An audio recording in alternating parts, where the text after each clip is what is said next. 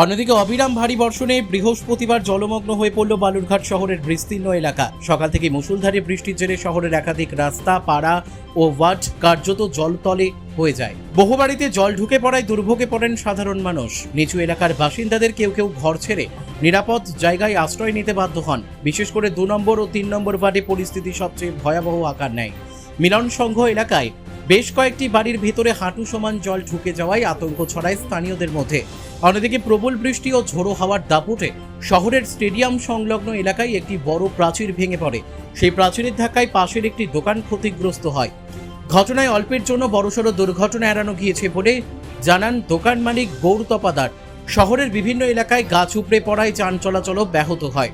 এমনকি বালুরঘাট রেল স্টেশনের ছাদ থেকেও জল পড়তে দেখা যায়। মাঝিয়ান আবহাওয়া দপ্তর সূত্রে জানা গিয়েছে, বৃহস্পতিবার ভোর থেকে সকাল 10টা পর্যন্ত প্রায় 110.2 মিলিমিটার বৃষ্টিপাত রেকর্ড হয়েছে। অল্প সময়ে এত বৃষ্টির ফলেই শহরের নিকাশি ব্যবস্থা ভেঙে পড়েছে বলে মনে করা হচ্ছে।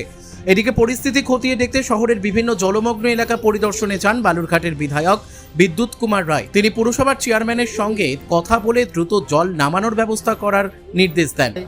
জায়গা জলমগ্ন হয়ে যায় এবং স্বাভাবিকভাবেই সেই জলমগ্ন অবস্থায় বাড়িঘরে জল ঢোকার কারণে তারা গৃহহীন হয়ে পড়েন।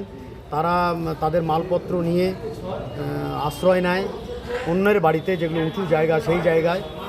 বালুরঘাট থেকে মান্টি সিং এর রিপোর্ট, কুলিক নিউজ।